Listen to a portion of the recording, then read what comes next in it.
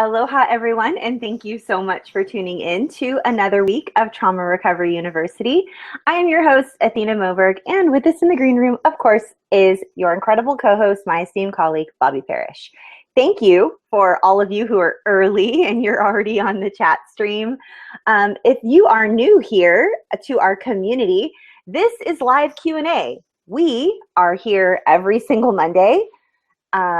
We receive your Qs and give you our As. And it is an interactive broadcast here on YouTube /Google+/Roku TV. And you can tweet us your questions using the hashtag #NoMoreShame. So if you are an adult survivor of child abuse, maybe even childhood sexual abuse, you're in the right place. We love to talk to you. We show up here every single week, and there's a whole group of survivors that are here on the chat stream, on Twitter, using the hashtag #NoMoreShame, having a conversation about our weekly topic. So if you're wondering what this is all about and this is your very first time, head over to one of our websites so that you can get a proper welcome. You can go over to traumarecoveryuniversity.com or nomoreshameproject.com. And if you would like a copy of tonight's downloadable one-page resource, which is complimentary for you, the survivor, subscriber, viewer, listener, just as a thank you for being here and for being one of our awesome survivors in our community. You simply click on the tab that says downloadables and you'll be asked for your email address, given an immediate access to not only tonight's complimentary downloadable resource, but access to our whole library of downloadable one-page resources. And what a one-page downloadable is just it's exactly what it says. It's a one-page snapshot of a topic, so you can get just a real quick working knowledge of a topic that is associated with your recovery journey if you are an adult and you're recovering from child abuse, specifically even childhood sexual abuse. So every single week, myself and Bobby Parrish show up here 3 times a week, and during the month of April, 4 times a week, with the survivor community, and we have Twitter chats, and this one happens to have a live stream video that goes along with it. So every single week we have a topic that is associated with your recovery, and this week's topic is learned helplessness.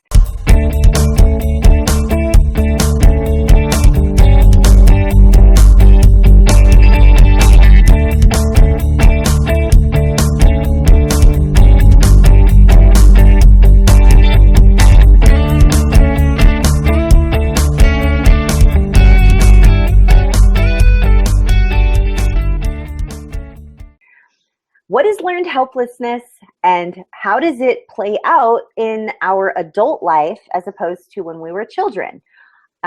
What exactly does it mean to have learned helplessness? I mean, are we really helpless? Is it something we just think we are? Are we really not helpless? Where does the term learned helplessness come from? And we're going to discuss all that, unpack all of it, so that you, the adult survivor of child abuse, can navigate your way through your recovery journey just a little bit easier with a lot of support. And so you don't feel this shame that you have because you survived child abuse. Guess what? Children don't abuse themselves. You were abused if you're on this channel, and you didn't abuse yourself, chances are. So we're going to rid you of that shame, hence hashtag #NoMoreShame, and we're going to equip you with knowledge. Knowledge is power. And we're going to empower you to walk this recovery journey in a healthy way that is informed, so that you will indeed recover and so that you can live your life and not just survive. So that's a little capsule of what we're about and who we are and why we show up here every single week. You guys are the reason we show up here every single week. So I'm going to hand this over to my partner, Bobby Parrish. She will go ahead and update us on everything, issue a trigger warning, and I'll take the Twitter chat stream away from you now, Bobby. Take it away. Hi, everybody. We are just tweeting people and greeting them and making sure that everybody gets their questions answered and their comments acknowledged. So good evening, and we're so glad to have you here with us live if you're live, or we're so happy to see you watching a replay on YouTube or Roku TV or listening on an iPod to one of our podcasts. So Good evening.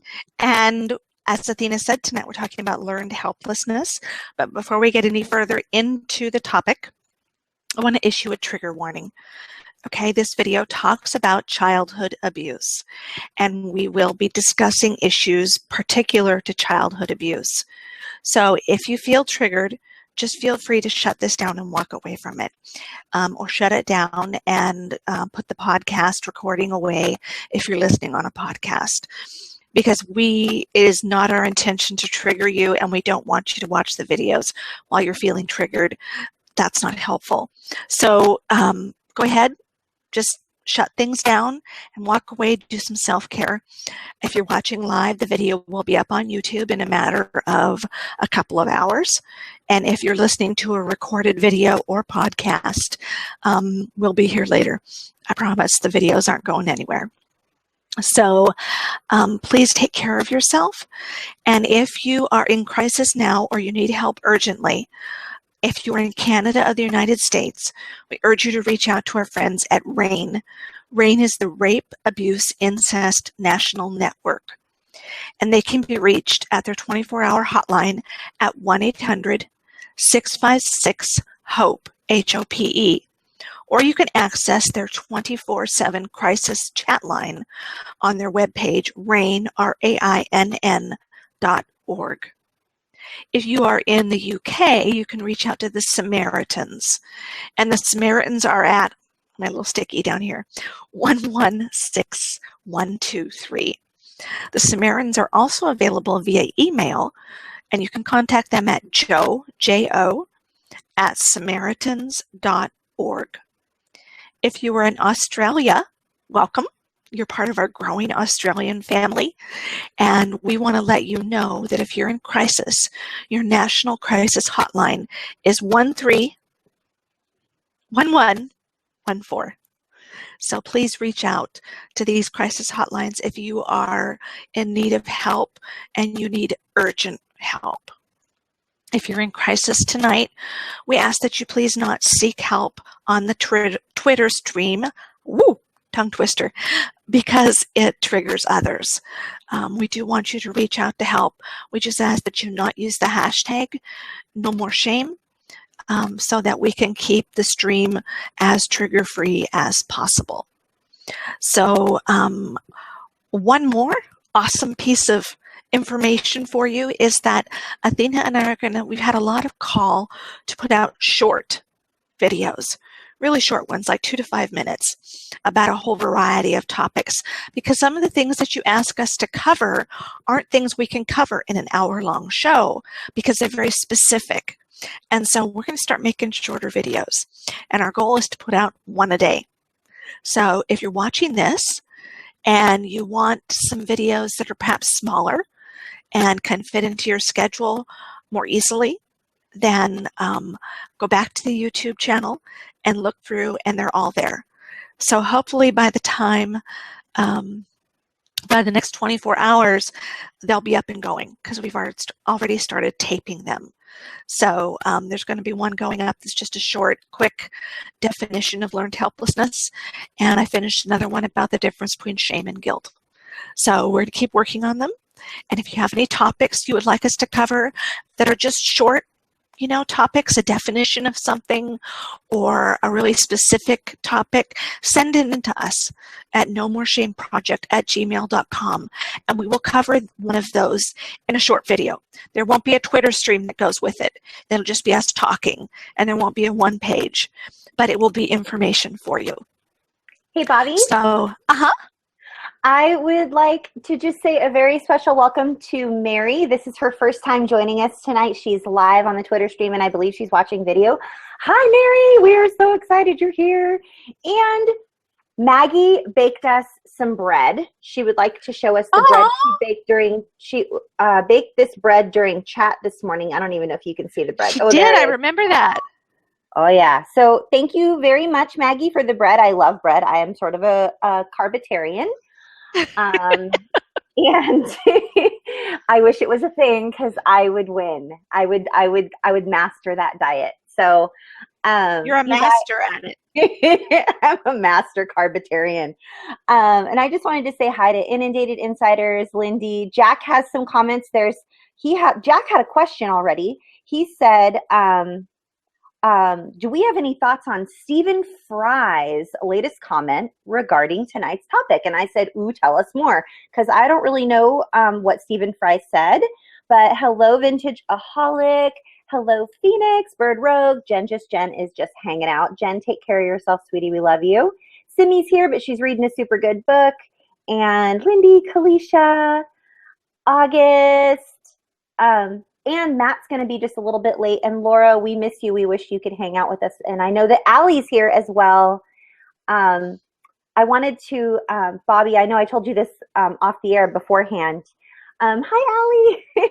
And I wanted to mention it's crochet time.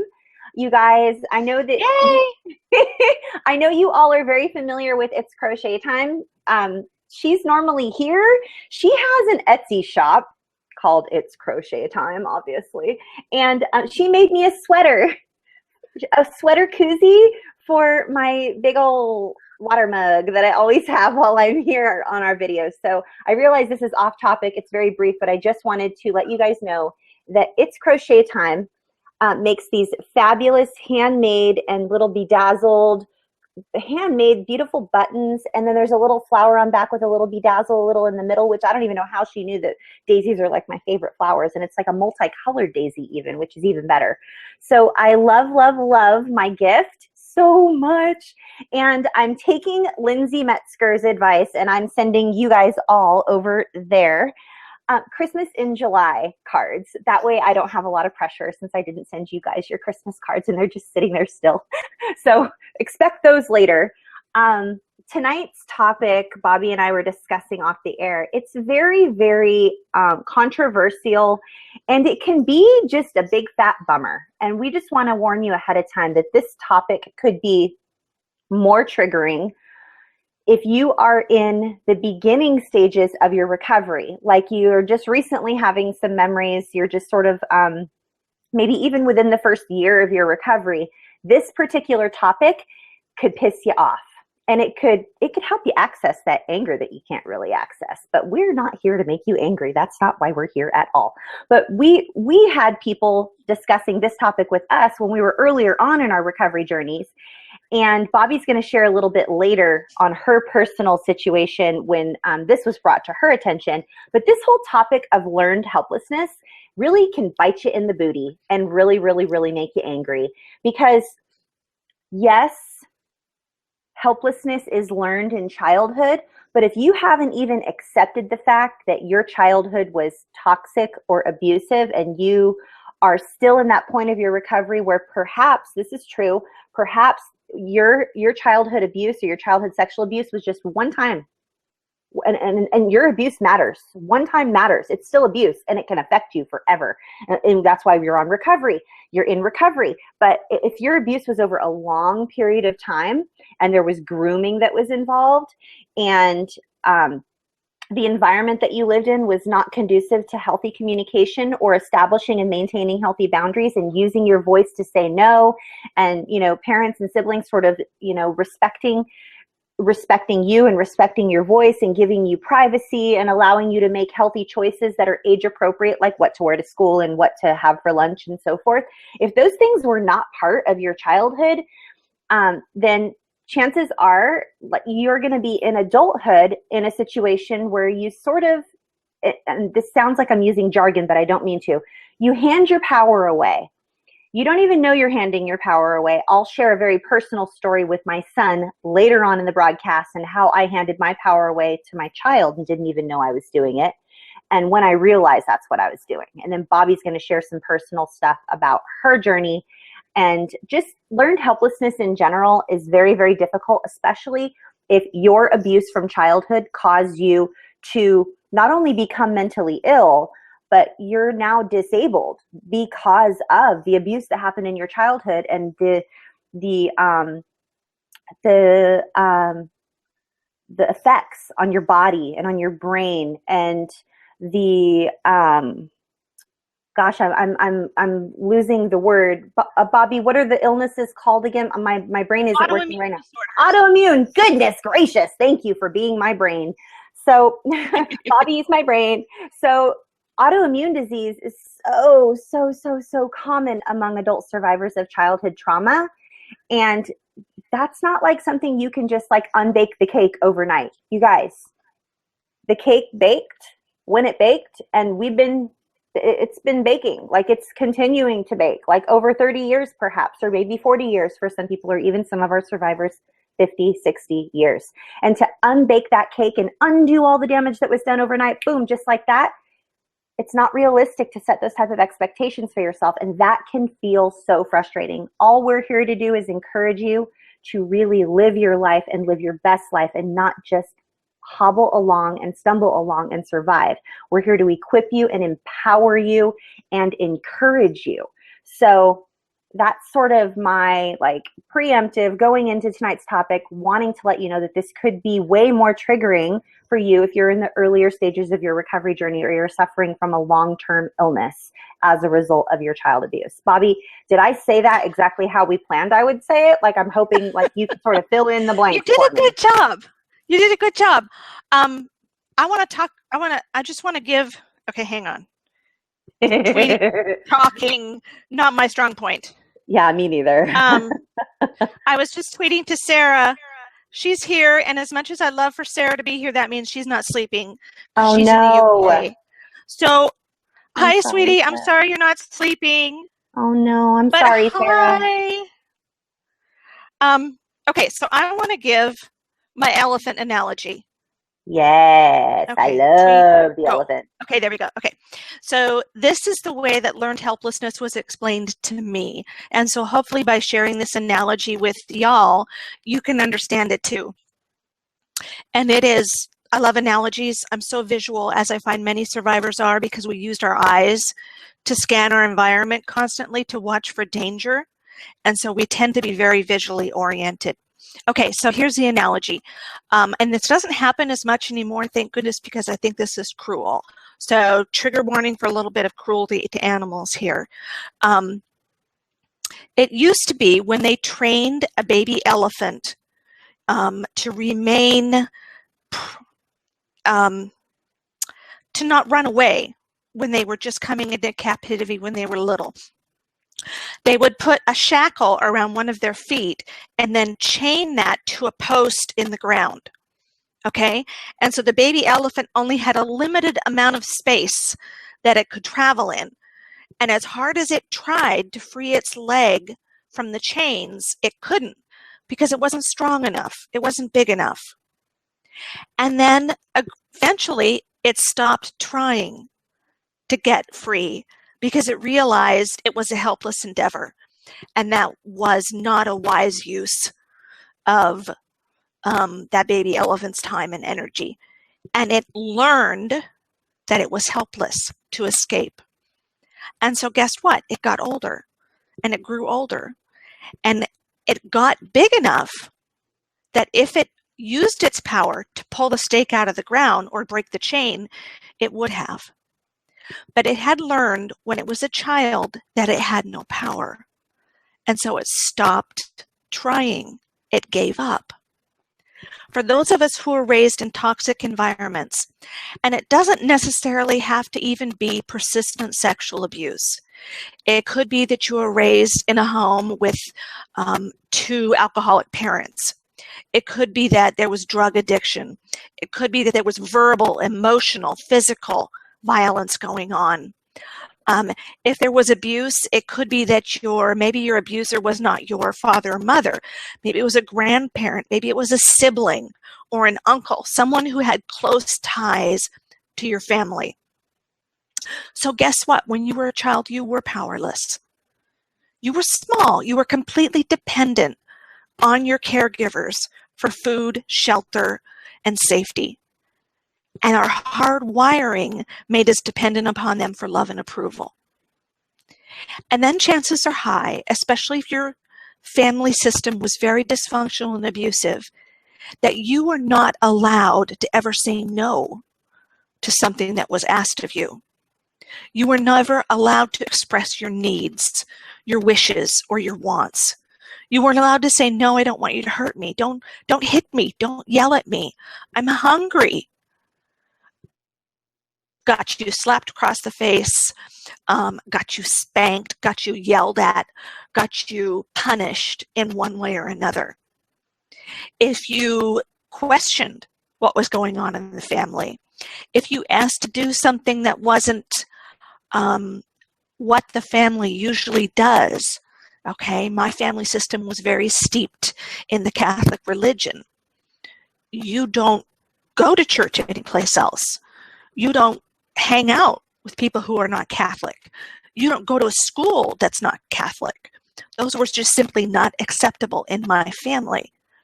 And so what did you learn? You learned that you had no power.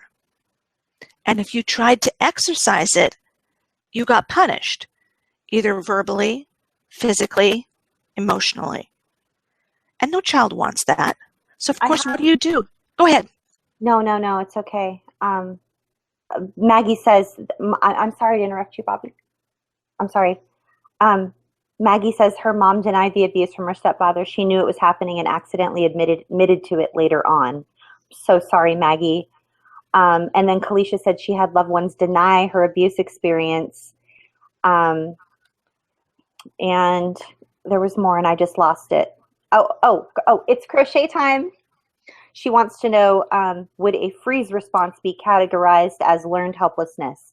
I would say that it could be part of it, but that's not how, they're not synonymous. They're not synonymous. But we'll go further into that. And then Bobby, along with your analogy, I have a monkey, the monkey analogy that I told you about with the bananas, with intergenerational learned helplessness. Along with yeah. You want me to share it super quick? The monkey? Yes. Okay. Sure. Okay, so you guys, so this is how learned helplessness was described to me. And the reason that it was described to Bobby and I both with animals is because that is where even the discovery of learned helplessness came from.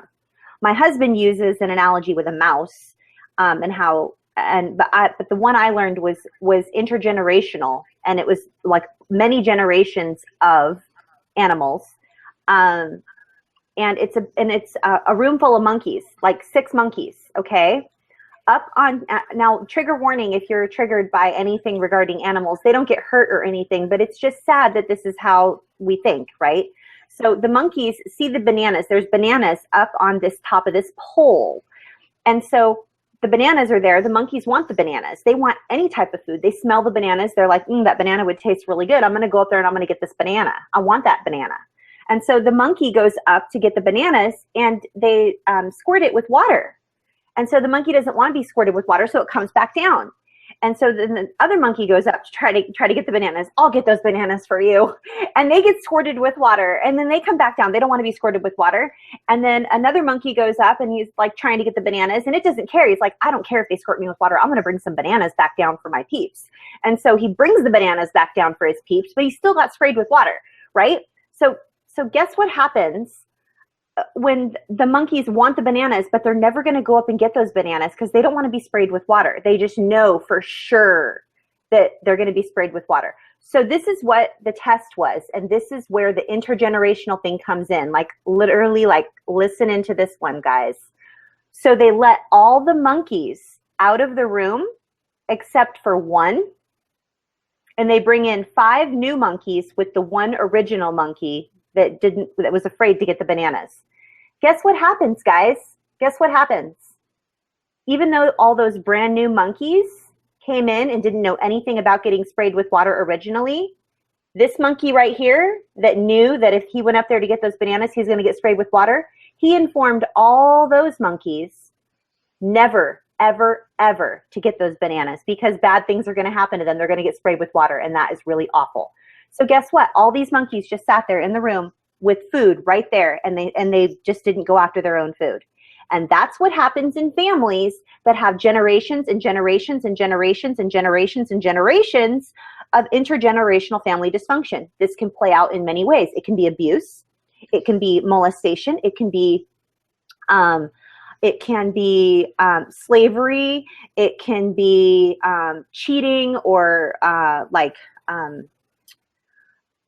adultery. It could be like even inbred families that where it's okay to marry your cousins and so forth. Like that still happens to this day. It could be any type of dysfunction that's intergenerational. We have a one page. Harriet, could you please like right up on the top here, like when you're editing this video, hopefully you'll get this. Could you please put a link or a thumbnail to the video about intergenerational family dysfunction so that it's easily clickable for everybody?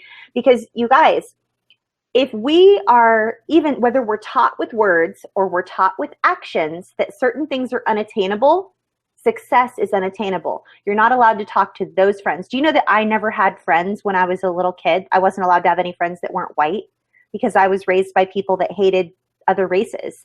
They like every single other race that wasn't white was made fun of and had like a nickname that was really derogatory. And I knew that was wrong. And so I purposely like went out of my way when I was at school. If I like met someone who wasn't Caucasian, I befriended them because I was so excited to have, and when I got out, like away from them, like I had all these other friends that were like Asian and Black, and I wanted so badly to be Polynesian. I thought their eyes were beautiful, and I wanted their darker skin and not be so white. And so intergenerational family dysfunction learned helplessness is not synonymous with intergenerational family dysfunction, but it can be a part of it, just like a freeze trauma response can be a part of it. Because if you learn through actions or words that certain behaviors just isn't what we do, that's not ever going to work for you.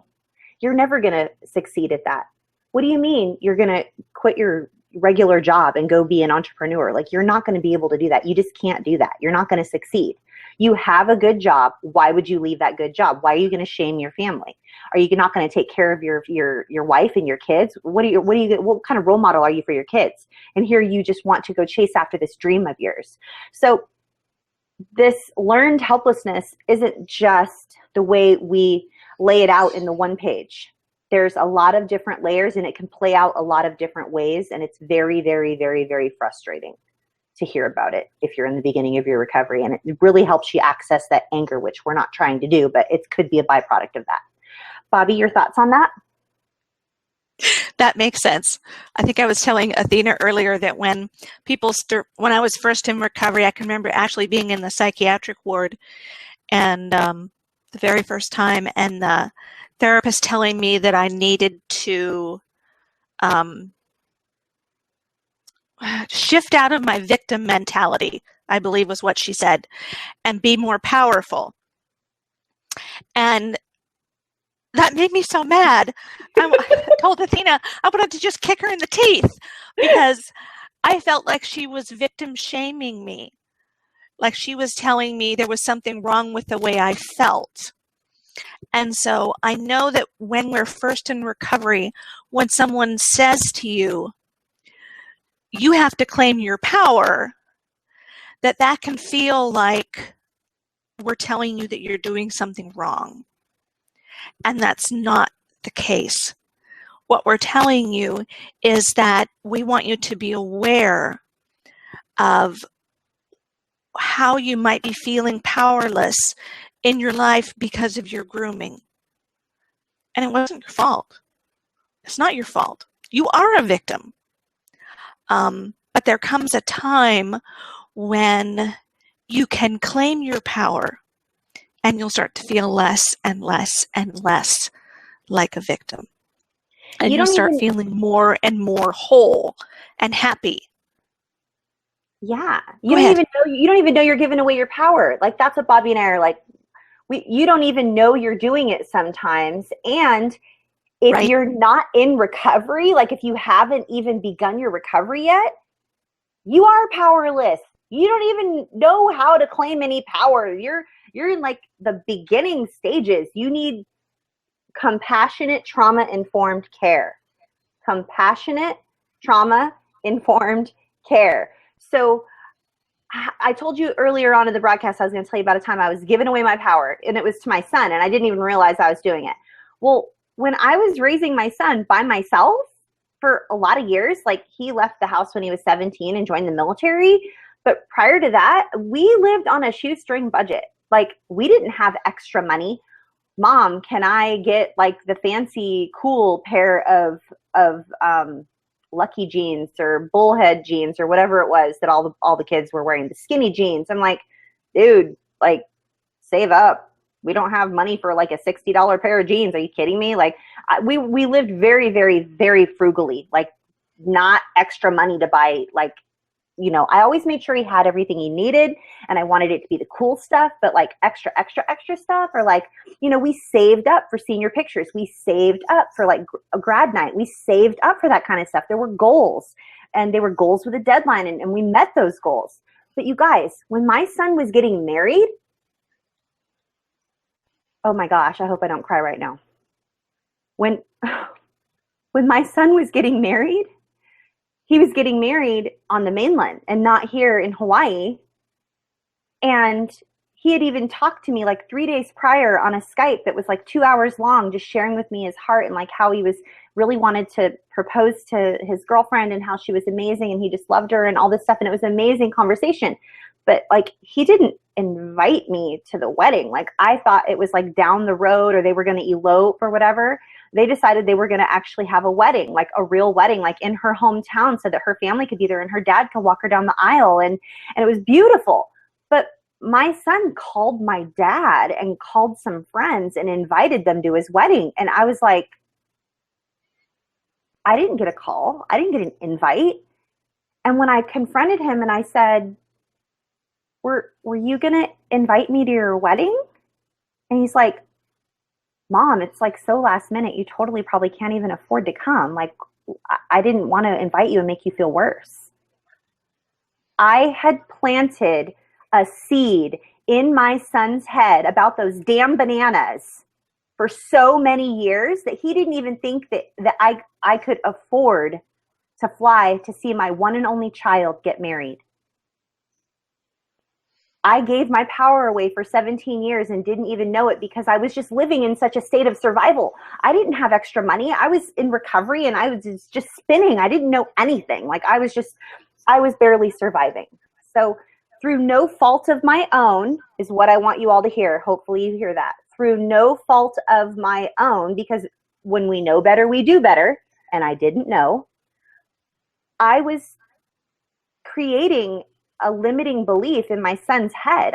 He could not fathom his mother ever being able to afford to drop a couple grand, buy a plane ticket, stay in a hotel, buy something nice to wear, and attend his wedding. That was not even in the cards for him because of the way that I told him about those damn bananas. So it's just interesting that if I could do it over again, I would be more mindful about planting seeds of this isn't the way it is, or this is how it's always going to be. Somehow he thought that that's how my life was always going to be. Because when you're a child, it's black and white. It's either all or nothing. And basically we had close to nothing, but we were happy. So Bobby, you have any comments on that? I know I told you that before. I am having a hard time keeping up with the Twitter stream, you guys. You're doing such an incredible job of sharing with each other and supporting each other and encouraging each other. It's wonderful. And I can't keep up. Thankfully, all of you can, and I know you're doing what you can to support each other and answer questions, all the ones that I can't catch.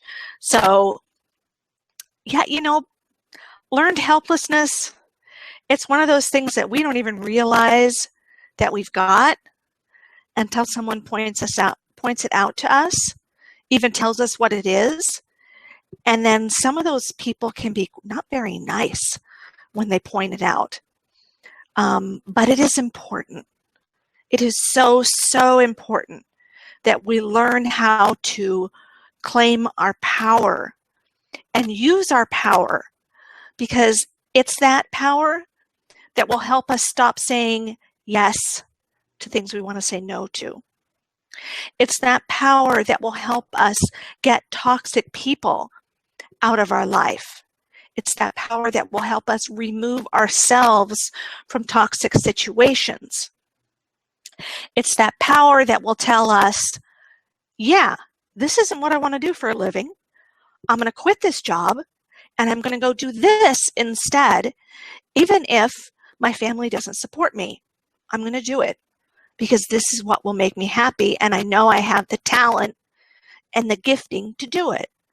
Okay? That's where all of the capacity to do that is going to come from. It's going to come from you letting go, breaking free from that learned helplessness that was groomed into you, and instead seizing your power. This morning in chat, go ahead. I wanted to tag on what you said really quick, because you and I have discussed this previously, and I don't think it was on a video. So I had an inkling. Guys, please, if you take away nothing from this video tonight, which I know you will because you all are so awesome and you take notes and stuff, but please, if you take away nothing else, please remember this. There is a huge difference between playing the victim or having a victim mentality and learned helplessness. Those two phrases are not synonymous. If you hear me being fierce, I am fiercely serious right now. Bobby, I need you to expound upon this with me. Victim mentality and playing the victim are when you are purposely using your abuse to manipulate another person into feeling sorry for you. Oh, poor you. And it's just, there's nothing good about it. And honestly, very few survivors that I have met do this, but I've seen it a couple times. And I'm telling you, having a victim mentality or playing the victim is vastly different than learned helplessness. Learned helplessness is something that you don't know about it until you learn it. We know better. When we know better, we do better. If you didn't know that you are no longer helpless and it's just something that has been stuck, then when you learn about the fact that you're no longer helpless, you end up not feeling helpless anymore and making healthier choices and living your life rather than just surviving. Bobby, your comments on the differences between victim mentality, playing the victim, and learned helplessness, two totally different things, not synonymous. Your comments? You're muted. Oh, you're muted. Can you guys hear Bobby? She's gone. Oh. No.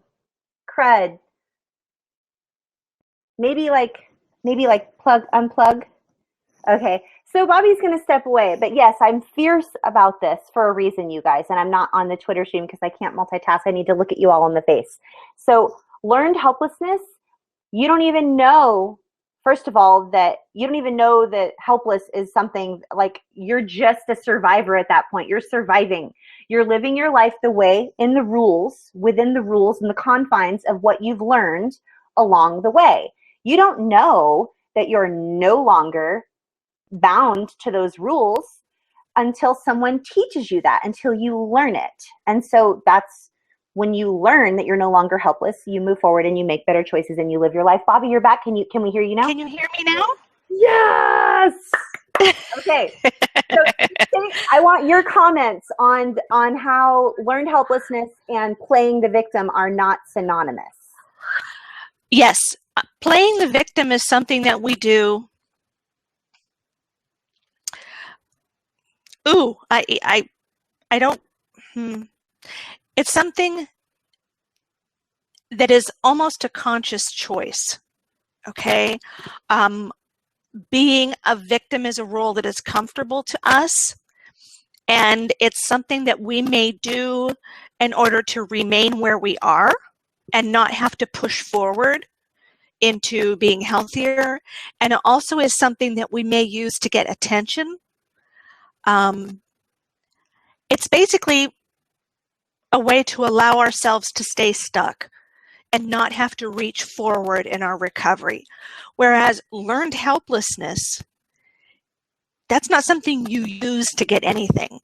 That's something that was groomed into you, and you don't even know it's there until someone points it out to you and explains what learned helplessness is. And then you can start to take your power back, and learned helplessness is not a part of your life anymore. So learned helplessness is not a choice. We don't choose to learn that. That's something that's groomed into us, and we don't choose to learn anything that's groomed into us. You know, we're young, we're taught that. That's not a choice. A victim mentality can be a choice, and it is very, very difficult to get someone out of a victim mentality once they become entrenched in it. When they're just getting to that place, sometimes it's okay to say, you know what, seeing something going on here. But once they're entrenched in that belief system for themselves, it can be pretty hard. So there's a difference, and that is absolutely not what we're talking about tonight. And we're not shaming you. We're not shaming you. No, hashtag no more shame. That's right. You know, again, nothing that you learned as a result of your grooming is anything to be ashamed of. Nothing that you, because everything you learned as a result of your grooming, you learned to survive. And anything you did to survive, not wrong. Not wrong. Because it got you here. And now you can work your recovery. And now you can develop the life that you want and use your power and claim and live the life that you want. So no shame for anything that you learned that got you through your abuse. Nope. Not an ounce of shame. So Trina is not watching tonight because she's taking care of herself, and because she's a little triggered. So Trina, confetti, so proud of you for taking care of you. Way to put your needs first. That is excellent self-care. Yay. Thank you for checking in with us, Trina. We miss you, but we're so happy that you are taking care of yourself because you deserve it. Each and every one of you deserve to feel your needs, because not all of us feel our needs. They're numb. They're pushed aside. Everybody else's needs are more important. It's important for each of you to know that your needs matter. Feeling your needs is special, and you deserve to feel those needs, and you deserve to have your needs met, whether it's by yourself or by your spouse or your loved ones, or whatever those needs are, whatever the appropriate response to those needs. You deserve to have your needs met regardless. I mean, we've shoved our needs and had our needs and our desires and our dreams and our wants and just our basic need for safety squashed and stepped on. And so we're here to tell you that you deserve to feel your needs and have your needs met. And we want to help you with that. And we care about you, all of you, all of you. Do you want to put up the one page? I think that's a really good idea. Lindy says, Bobby, I'm going to visualize myself being a grown-up elephant and pulling up that stake. Woohoo! Amen, Lindy. High five, girl. I love it. I absolutely love it. Yes, you guys, we're here to empower you and encourage you and to bolster you. And together we are stronger. That's why you're here with us. Together we are stronger. Being in community with us reflects back to you your goodness. I shared this with someone on a call today. When you're in safe community with other people, and when you look in the mirror and all you see is bleh, you don't like what you see, other people reflect back to you the greatness that you are not able to see, the strength that you have. Other people reflect back to you what they see in you, and that helps you until you are able to see yourself in a different light. Being in safe community is key. So we're going to share with you how to get into safe community later on in the broadcast after we share with you our comprehensive one page on the topic of learned helplessness. Yes. Sorry, here I am. Hey, Free and Tweeting to Made. Dominique. Oh, I love you, Dominique. We're so happy you're here. And Free and Made New says the distinction between victim mentality and learned helplessness is a huge light bulb moment. Woo-hoo! I'm high-fiving you. Yay! We're so excited when you have light bulb moments. It makes our whole day. Okay, let us look then at the one page. And again, this is available to all of you. Just go to the No More Shame project.com website, click on the tab that says downloadables, and you'll be given access to all of the downloadables that we've done since we started back in August of 2014. I believe there are more than, or probably right at, or just a little over 100 of them now. Yay! So you could print out literally an entire binder full of information on recovery and different topics. And I would have thought back when we first started that we'd have run out of topics by now. But it seems like every time we turn around, someone brings up something new. So continue to send us your suggestions for topics. And again, even if it's a very small topic, we can do a short video about it. Oh, that reminds me, we got a message from one of you that watches our videos often, mentioning that you have memories dating all the way back to when you were 18 months old. I haven't responded to that email, the second email, but I wanted to let you know, you guys, if you have certain questions about your journey, we receive emails every single day. So send us messages, like Bobby just said, nomoreshameproject@gmail.com. But to that person who said, you mean there are more people out there in the world that have memories as early as 18 months old? And I'm here to say, yes, yes, yes. We hear it all. We have heard it all. You are not alone. If you have something that happened in your recovery journey, you are not alone. Someone else has experienced it. So that's always been the case, right, Bobby? Oh, mercy, yes.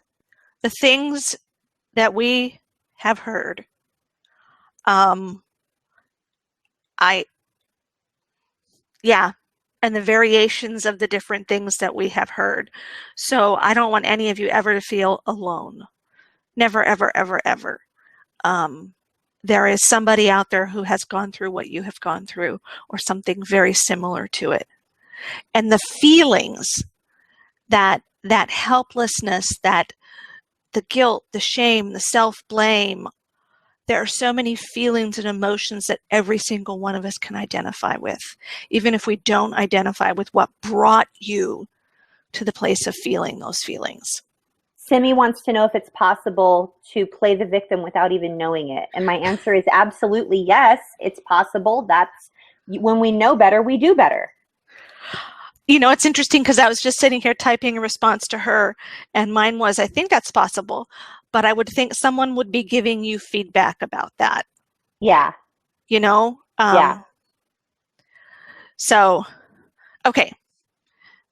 I stopped tweeting and talking now. Let's look at the one page. So again, the top page of the one page is usually information or education about the topic. The bottom half is filled with tips and strategies on how to deal with the topic or issue at hand. So this is at the very top of the page. One of the most damaging aspects of grooming and child abuse is how our abuser and their enablers train children to believe they have no personal power. For those of us who were abused as children by a family member, the lack of power is a huge reality. We are dependent on our abusers and their enablers for our food, shelter, and protection. Okay, that's just, the reality is that you are dependent on your caregivers, and you don't have a lot of power as a child. But your caregivers, if they are healthy, can still help you establish your power in terms of making wise choices, expressing your needs and wishes and wants. But those of us raised in abusive households, dysfunctional households, chaotic households, we get a whole second layer of powerlessness thrust upon us that becomes learned helplessness. And that, there's the second paragraph. Often our powerlessness is reinforced because we are punished physically, verbally, or emotionally for standing up for ourselves, voicing a no, resisting or disobeying in any way, even if we are simply questioning why we are being abused in the first place. We aren't allowed to have any personal power. to make decisions for ourselves, to voice a want or a wish, or to act or speak in a way that is unique or contrary to expectations. After spending years in that kind of environment, our helplessness becomes ingrained into our view of ourselves and the view of the world. This is called learned helplessness. And the first time that learned helplessness, that phrase was ever coined, the situation was ever recognized, was in the training of dogs. When dogs were raised to have that sense of learned helplessness. So that's why sometimes you'll see the examples come out in terms of talking of animals. It's very easy to train an animal to have learned helplessness. And unfortunately, it's very easy to do the same thing to a child. And then the next paragraph is the analogy about the elephant. When they're very young, the elephant is shackled by a chain from one leg to a post in the ground. The elephant has a limited amount of space to move around. They try to break free from the chain and escape, but the chain keeps them captive. After a while, the elephant learns there's no hope for escape, and they stop trying to get away. Over time, they grow and reach a point where they could easily pull the stake from the ground and get away. But their learned helplessness prevents them from even trying. And here's the important verse, okay, you guys? They stay in captivity even though they have the ability to escape. That is learned helplessness as an adult in a nutshell. I've seen an internet meme that says something about, why do you still stay in a cage when the door is wide open? Yep. And it's because we were raised in that cage, and we were raised that every time we put our foot or tried to put our foot over that threshold, that we got smacked back. And so after a while, we stopped. And so they could open the door. The door could be wide open and we wouldn't try to leave because we don't want to get beat. It's safe. And it's safe in there. And we don't get sprayed with water from trying to get the bananas, or we don't have the resistance of trying to pull our leg off of that stake in the ground when we're the baby elephant. And we don't, like the example that you talked about with the dogs, where it originally came from. They got a little shock on their paw, like a little zzz, whenever they tried to step down. So they decided not to ever step down because they didn't want to get a little shock on their paw. Yep. Which is exactly what we all got when we tried to put our paw out. Oh, yeah. And the shock was different things for different ones of us, but it remained a very painful reminder of our need to stay inside of our limits and boundaries that had been set down. For survivors, this analogy demonstrates how we are brainwashed into believing we're powerless by the real and true captivity we experience as small children. Okay, I really want everyone to see that. Your captivity when you were a child is real. That is true. I want to just smack on top the head all of these people who say to survivors, well, why didn't you just tell someone? Well, why didn't you just report that? Well, hello. When we even tried to say something within our own family, we got smacked back down. We learned very quickly that speaking against our parents, our abuser, was, if we wanted to live, not a good thing to do. So there is so much more than just a simple, I could have walked out the door and knocked on the neighbor's house and said, hello, I'm being abused. Will you please help me find a loving and wonderful home where I will be, taken in and supported and loved and encouraged for the rest of my life? Yeah, no, it doesn't happen that way. It's not that simple. So there's my soapbox for the evening. We eventually surrender and no longer even try to exercise any power. When we're adults, we still believe, sometimes if only subconsciously, that we're helpless, so we don't tap into the tremendous strength we possess. We may struggle with saying no, making decisions, moving away from unhealthy situations, or making wise choices. All due to the paralyzing fear of the unknown or unfamiliar situations that scare us. And I'm going to interject in here the fear of being punished. Even fear of disapproving loved ones can keep us in captivity like that elephant if we do not educate ourselves and learn how to make healthy choices. Claiming and owning our power is essential in recovery. We need it to make wise decisions, face our fears, move away from toxic people and situations, and build a life that we love. And one of the things that I see over and over again with my clients in terms of learned helplessness is they're making decisions based on fear. I don't want to get that job because I'm afraid. I may not be able to do it. Even though they're completely qualified, they have the education, they have the experience, they have the natural talent, that powerlessness that they learned as a child still is haunting them today.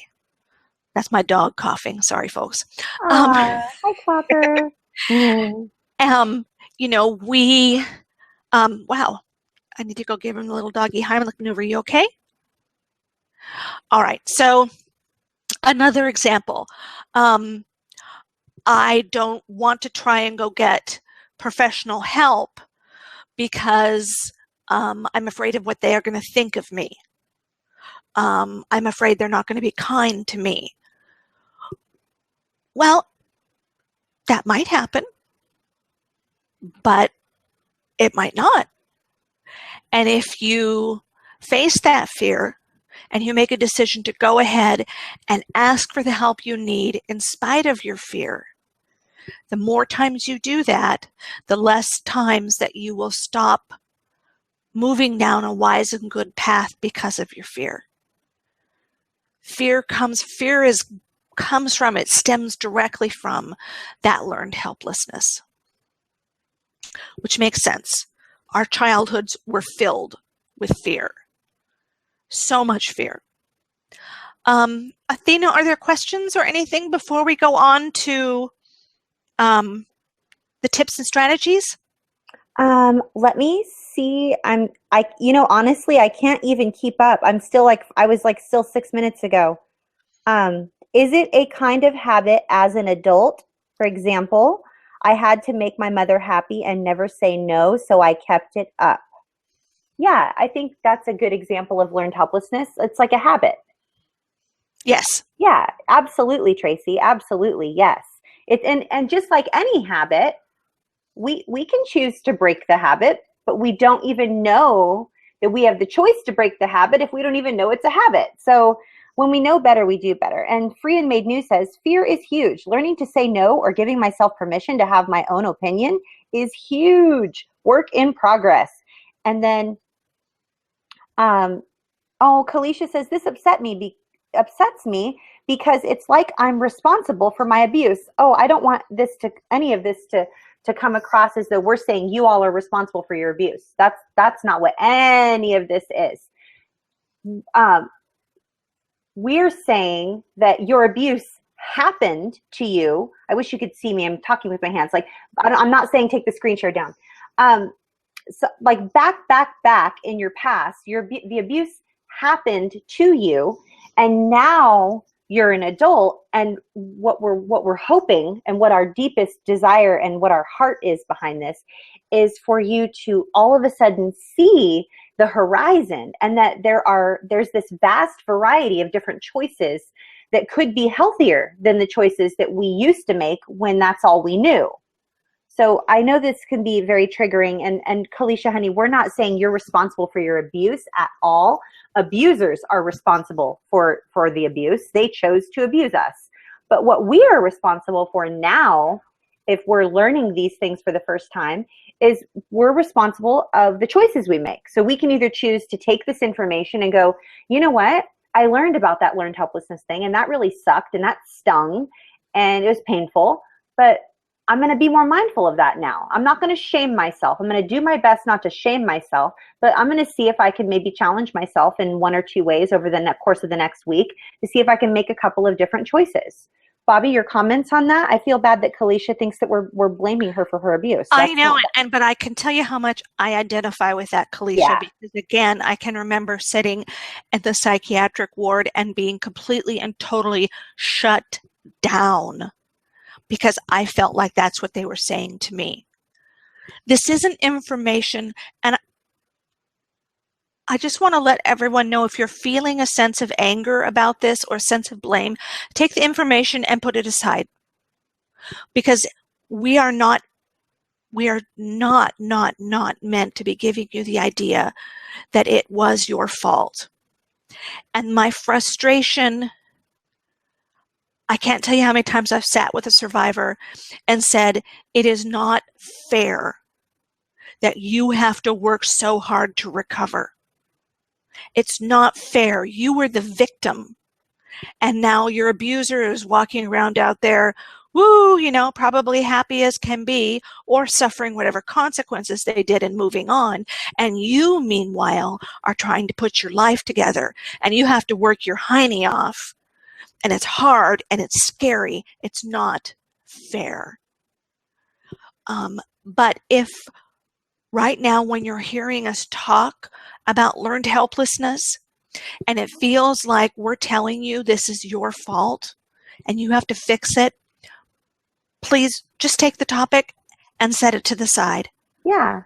At some point in your recovery, this piece will fall into place for you. And it might not be now. It might not be now. This might be something that will fall into place for you in a way that goes, oh, okay, I get it now.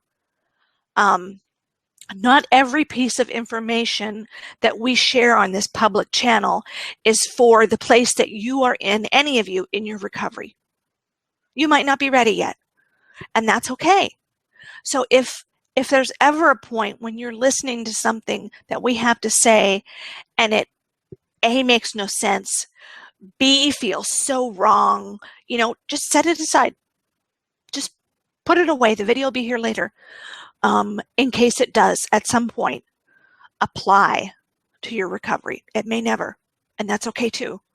But that's part of one of the challenges when you're dealing with a community of 17,000 people, is that we sometimes teach on a topic that is not applicable to your recovery or not applicable to the place that you are in your recovery. Yeah. So, Kalisha, pick that box up and put it someplace else. You don't need it right now. Your goal right now might be simply to focus on self-compassion, self-worth, and self-love. That's it. And that's okay. We all have stages like that in our recovery where that's what we have to do the most. And that might be the hardest thing in the world. And everything else is on the back burner right now. Whatever you got to do, that's what you should do. Yeah. So sorry, Kalisha. I think Simi was triggered by it as well. I think she thinks that we're saying that it's the victim's responsibility, and that's not what we're saying at all. We're saying that there is in fact, we're saying the opposite of that. And I know this is a triggering topic to pull apart. It has a lot of different layers. It's kind of like that baklava and spaghetti that we've described to you several times before. And we want to just encourage you and say, if this is triggering for you, and this is what I really want to say. Chances are, if you're feeling the way you're feeling right now and you're feeling triggered by this topic, not only are you not playing the victim and having a victim mentality, but you probably are experiencing learned helplessness, and there's no shame in that because it's what you learned. You were an excellent student. You were programmed effectively. And you can either choose choose to unlearn it or choose to stay on that path. And if it's triggering for you, don't go down that road. Pause and, like Bobby said, practice self-love, self-compassion, self-care, and work on self-worth. And those are all very, very, very healthy things. And once you're okay in those spots, then you can move on to harder stuff. You are the only one that's going to know if you're ready. Everyone's recovery journey is their own, and it's different. Every single person is different. Right, Bobby? Yes, and if you watch our videos, you'll see us say that over and over again. I can't tell you what your recovery journey should be. Athena is not going to try and tell you either. We can give you some guidelines. We can give you some general tips, but only you know the path that your recovery should take. And we completely and 100% respect that. And that's your path to find. And we support you. And I know that for a lot of us, that powerlessness, that helplessness might actually be, what's the word, reinforced? Yes. Perhaps by some medical professionals or helping professionals. But the reality is that you're not, and you know, and we respect the right that you know inside you what you need to recover. Yeah. We can give you road signs. We can give you tips. We can give you strategies. But you, and only you, know what's right and when it's right in your recovery. Okay, so let's look at tips and strategies. We're over time already, so I'm going to move along. The first one is become aware of the ways in your life that you feel helpless and powerless, or have given your power away to someone else. Observe your life. Ask for input from safe support people to help you see how learned helplessness is a part of your life. In my life path, I will always tell people, people ask me, okay, I've been married and divorced twice. People will say to me, what happened? And I'll say to them, you know what? The first time I didn't know who I was. So I did what my family told me was the right way to pick a husband. And I took that criteria and I measured it up against other people and said, oh, okay, this one fits, I'll marry him. Then I did a whole lot of therapy work, a whole lot of recovery work. And then I forgot who I was. And I got into a relationship with a man and freely and openly handed my power to him. And he took it. And he ran with it. And so I got stuck in a relationship that wasn't healthy to me. And I got out of it, but I didn't really see until looking back how I had handed over my power. And sometimes it isn't something that we see until we can look back on it. And that's okay. You can learn anything at any time in your life. You can learn anything at any time in your life from any circumstances in your life. The past never shuts down for learning capacity. Have patience and move slowly. Start with small, simple ways of exercising your power. Choose non-threatening ways where you're guaranteed to be successful. Okay? I really want you to hear me. Stack the deck in your favor. Yes. Okay? Go into Dairy Queen and ask for what you want rather than what you think is acceptable. Okay? So stand in front of that counter and say, I would like a triple fudge brownie delight with extra hot fudge and double the whipped cream, please. And I can guarantee that they're going to say yes. And guess what? You exercised your power. You did. Ask for what you want. And you got it. Got it. Okay? That's the way. Stack the deck to start. There's nothing wrong with that.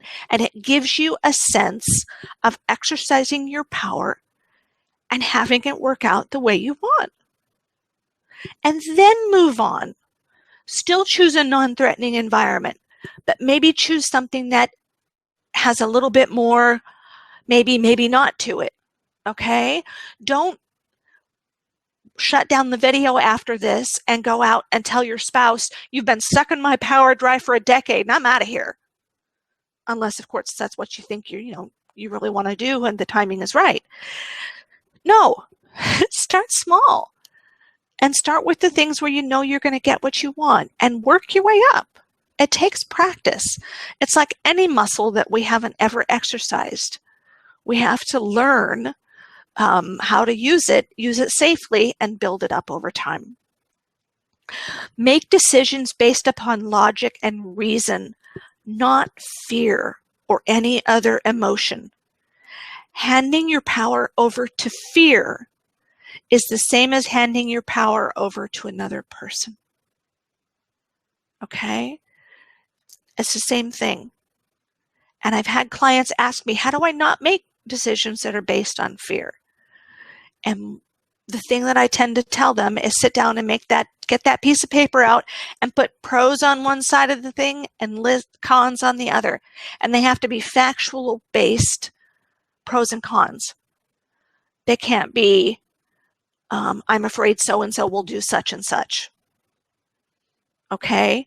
They have to be reality-based options on the pros and cons. Not compulsions. When we do things out of compulsion, we know that that's a little bit of a red flag, guys. If we're compulsively doing something, or we're feeling compelled to do something because it's what we should, in air quotes, should do, or what we are, quote, quote, supposed to do, we need to, that's a cause for pause. That's a cause for you. That is where you should pause and go, I feel myself making the same decisions I've normally made. I'm doing what I am, quote unquote, supposed to be doing or should be doing. What do I really want? And you guys, the struggle is real. I've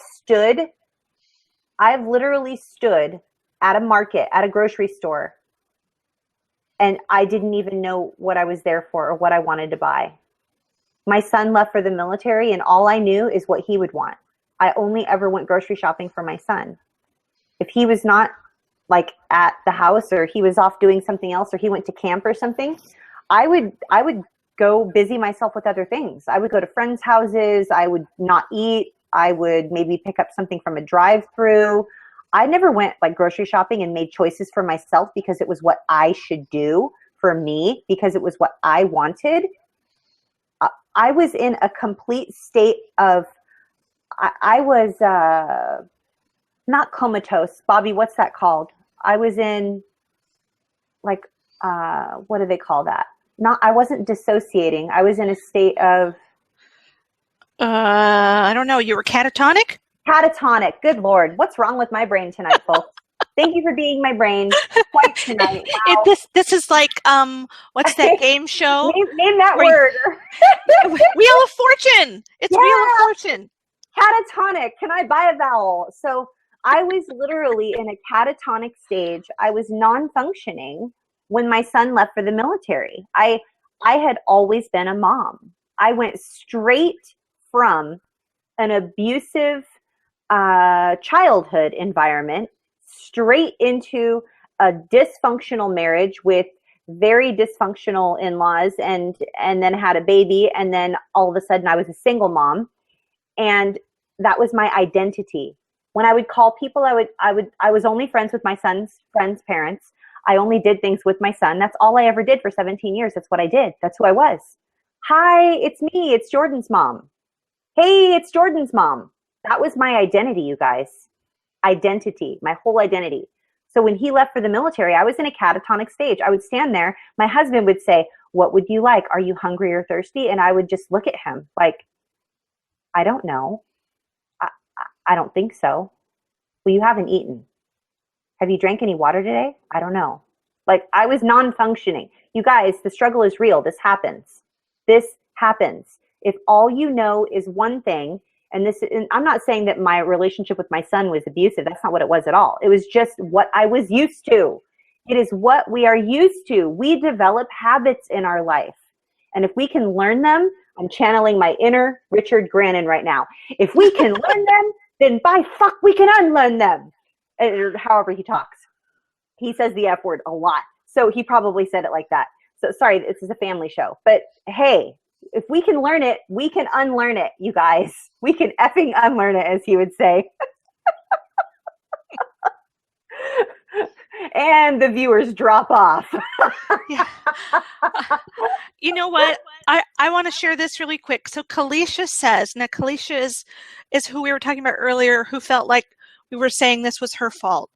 She says, so learned helplessness is sort of the reason why it's not our fault and out of our control. Yes, Kalisha. Ding, ding, ding, ding, ding, yes. ding, ding, ding. Learned helplessness is why it is not your fault. That was part of your grooming. That's something they taught you to keep you silent and shamed and quiet and obedient. Not your fault, not your fault, not your fault.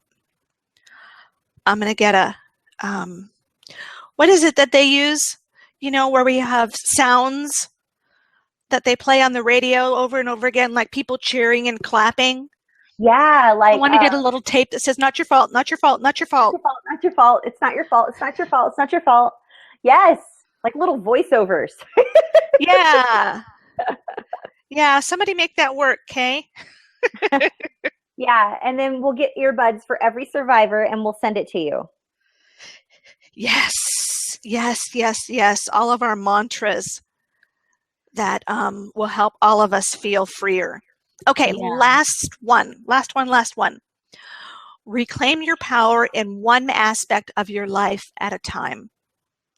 And give yourself the chance and the permission to celebrate and feel empowered. One of the things I think we as survivors forget to do, because it was never taught to us, is to celebrate our accomplishments. And I don't care if it's the fact that you got out of bed today for the first time in a week. I don't care if it's that you took a shower today for the first time in a week. I don't care how small of an accomplishment it is. By golly, you pat yourself on the back, you congratulate yourself, and you give yourself that moment to celebrate that victory. Bobby, remember that meme I posted in one of our groups? Yes. You all, I'm going to describe it to you because you can't see me, but it's one of those memes that goes around on the internet. And there's this really pretty woman, and she's sort of leaning up against the hood of a car, and she's looking at her fingernails and just sort of basking in all of her badassedness. And she's looking at the camera, and the caption on the meme says, "I'm not one to brag, but I totally got out of bed today." And that is real. Sometimes that's an accomplishment. Yes. Yes. And it's still an accomplishment for me to, take a shower sometimes. The other day I had no clean forks, all in the dishwasher or in the sink. And I'm like, oh, oy vey. So I ran the dishwasher. Yay! Huge accomplishment. We now have clean forks. Yay! That's a win. That's a win. That's right. Because if you couldn't eat it with a spoon, you couldn't eat it. A spoon or your hands or your knife. Yeah. Caveman here, like the dinner at the medieval tournament they have like in Las Vegas and other places. Medieval times. Medieval times. Right. It was medieval times at my house yesterday.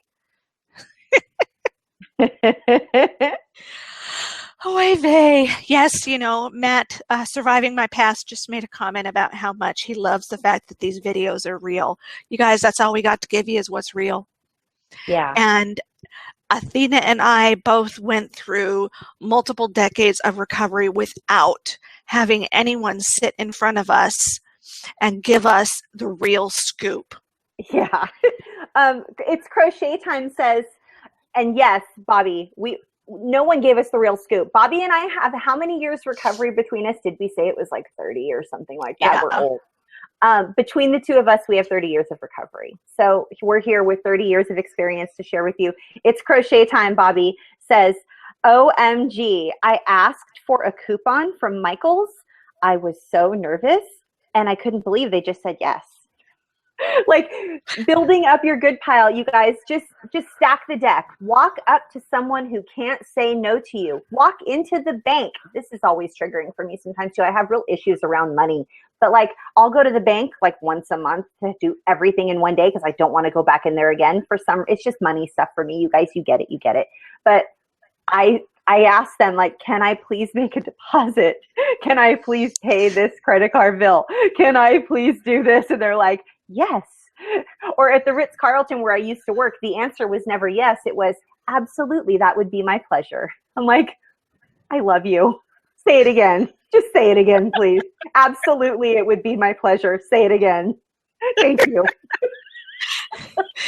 Yeah, that's where we need another recording of that. Absolutely, it would be my pleasure. Absolutely, it would be my pleasure.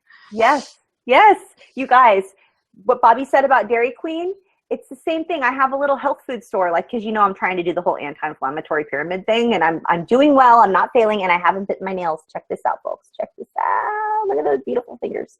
So I go to the little health food store, the farmer's market, and for you guys new people, you're like, why is she showing us her fingernails? I have issues. Like, I bite my fingernails, but it's a goal. So there's a health food store, a farmer's market nearby, and if I walk up and I ask them for something, they say yes. They don't say no. They say yes to me. It's a whole little subculture when you walk in there. You ask for something. Can I please and you know what I love to do? You guys try this. This sounds weird to people that aren't in recovery, but you wouldn't be on this channel, so whatevers. So walk up to your grocery store to the section where there's like, it's like the butcher section, like where they have all the prepackaged meat, but don't get the prepackaged. Don't get the prepackaged meat. Say, can I please have 1.5 pounds of that meat right there? And they'll weigh it for you and wrap it in white paper and put a sticker on. You can ask him how his day is, and he'll ask you how your day is, and you can go on your merry way. I'm celebrating that. Try it. It's empowering. And I call Bobby and I'm like, I am adulting today. Check me out, adulting all over the place. I went to the grocery store. I went to the bank. People said yes to me. And sometimes, you guys, that's what you need. We are being very real with you. This is not easy stuff for survivors. This is hard stuff sometimes. We were not taught life skills. Balancing a checkbook, what? Holding down a job, not always taught.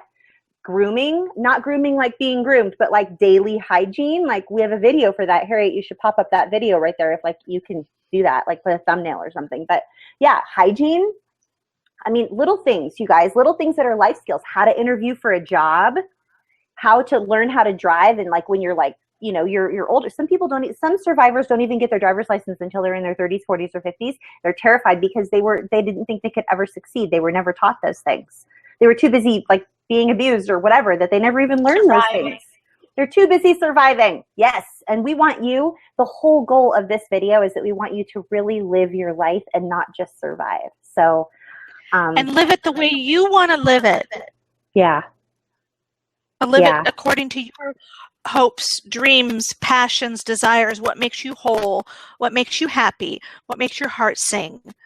Not according to that person's definitions of what you should be doing, or that person, or your abuser, or their enabler, but according to what you want, what makes you happy. And sometimes it's triggering to ask yourself, what do I want? Like, I'm doing a video, Bobby and I, like Bobby mentioned, we're doing the shorter videos. I'm doing one on finding your purpose. People ask me all the time, how did you know this is the work you were supposed to do? I'm doing a video on finding your purpose. And I'm going to be doing a lot of other videos. We're going to be posting 1 to 2 short videos a day is the goal. 1 to 2 a day is the goal. And then, but we're still going to always be doing live Q&A. So don't think that those are replacing our time spent with you answering your Qs with our As. So, yeah. You know what? That sounded really bad when you laughed. I didn't think it sounded bad until you laughed. Delete that. Okay, well, are we going to transition right now? Oh my gosh, yes, let's do that. I cannot keep up with everybody. So you guys, we're going to transition into the portion of our broadcast where if you have been here for quite some time and you're familiar with us and you're just here to hang out and get all your questions answered, and we're going to transition into the portion of the broadcast where it's for newer people who are not yet plugged into one of our safe groups in our Facebook communities, different safe groups for different types of abuse, or if you're looking to be in safe community with other people, whether that's in a group of women or in a co-ed group with men and women. What type of abuse are you a survivor of? Is it sexual abuse? Is it different types of child abuse, emotional abuse, etc.? Is there narcissistic abuse? We have different groups, and so we would love for you to get plugged into community. So we're going to put up some screen shares, invite you to connect with us. So for all the rest of you that are here, oops, my purse is like wobbling all around. So for all of you who are here that are hanging out and you're normally here and you're here every week, thank you for coming. You are the reason that we show up every single week, and we are grateful for you.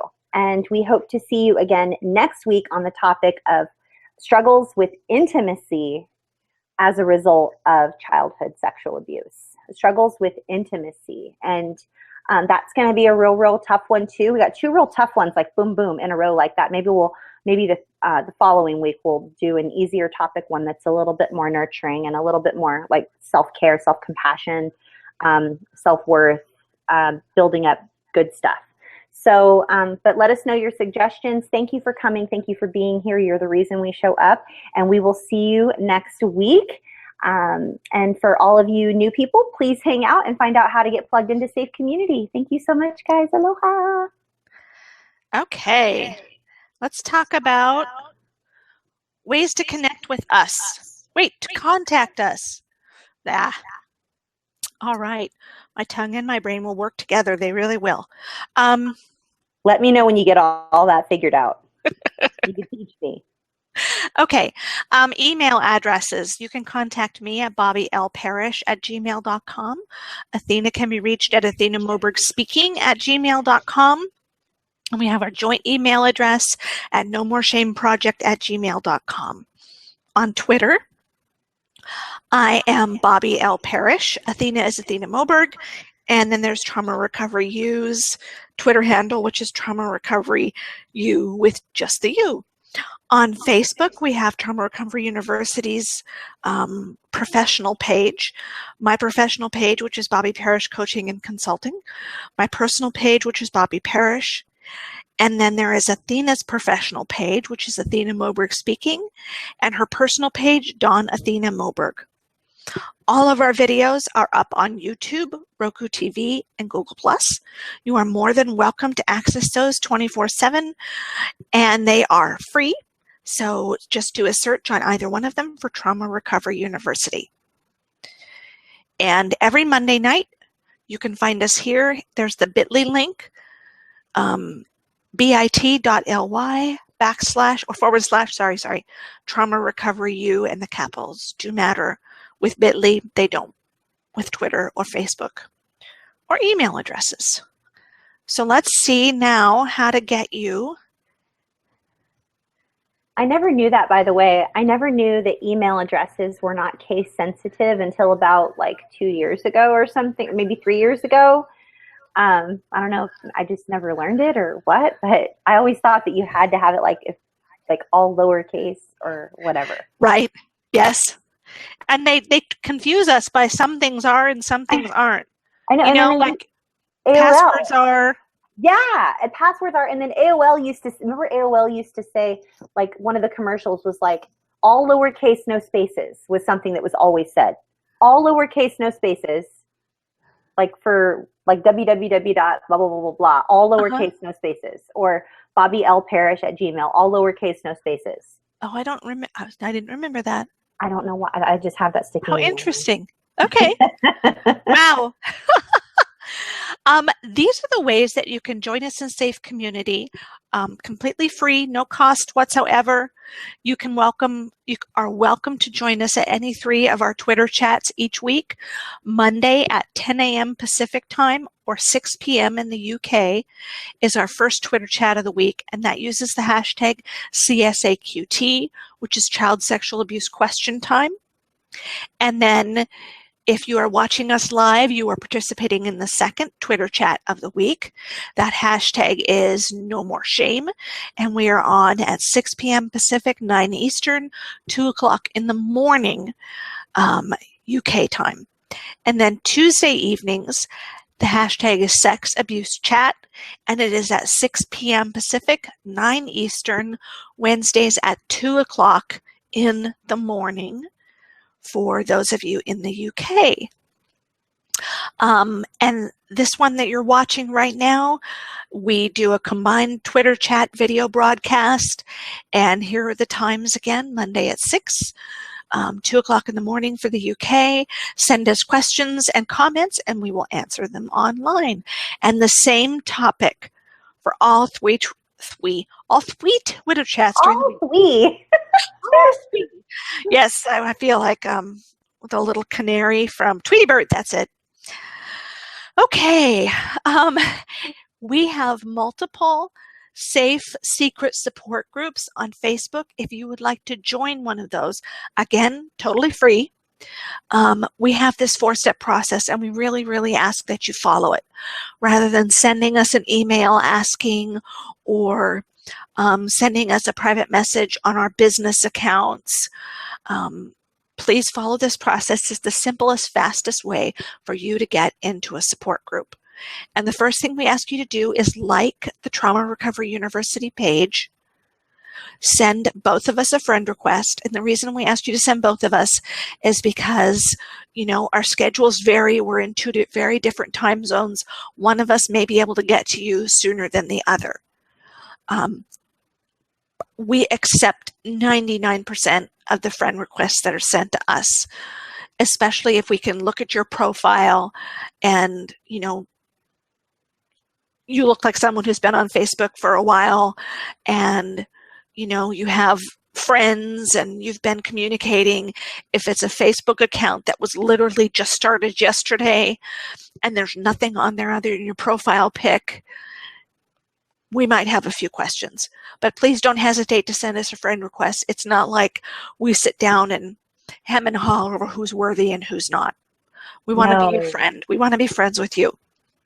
Yeah. So after we have accepted your friend request, and not before, send us a message saying, I'd like to heal in safe community. I'd like to join one of your support groups, something along those lines.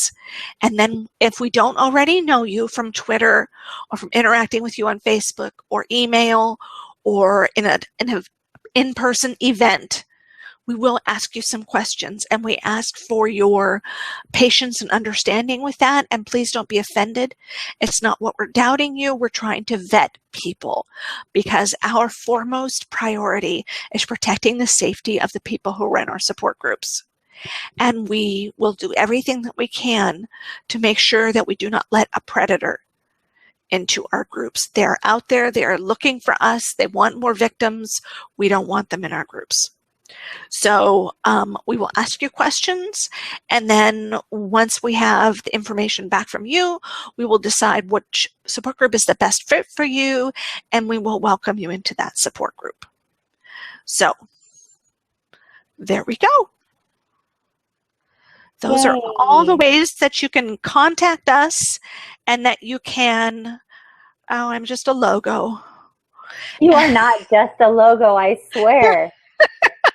And that's the way that you can connect with us and how you can join us in community with our worldwide community in 64 countries now, I think.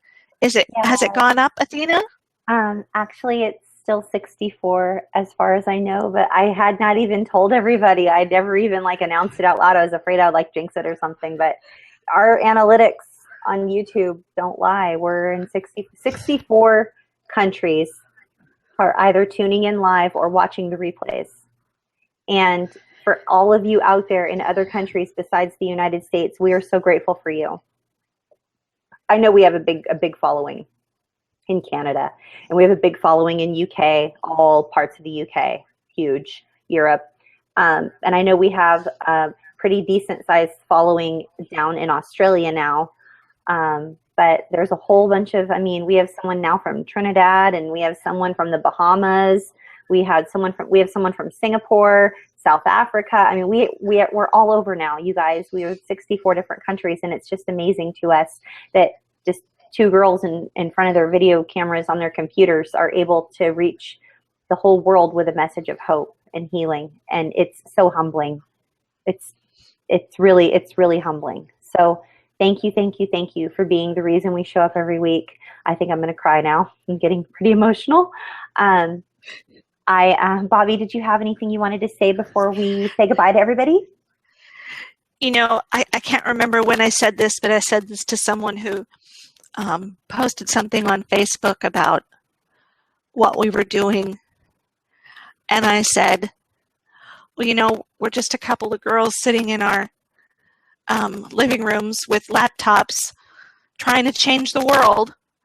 And I have a dog, and Athena has a view of Maui. And between those things, we are doing our best to change the world for survivors. So if there's something that you want us to talk about, let us know. We're willing to talk about all the hard stuff. We're not afraid of the scary things. Nope, we're not afraid of the hard stuff, as witnessed by the fact that next week we're going to talk about struggling with intimacy. So tune in next week if you're interested in that, or wait for the replay to come out. And then we will see you. We will see you then. We'll see you in our Facebook support groups. We'll see you in our Twitter chats. We'll see you wherever you interact with us, in our email box, a tweet. So thank you, everyone. Yeah, thank you so much.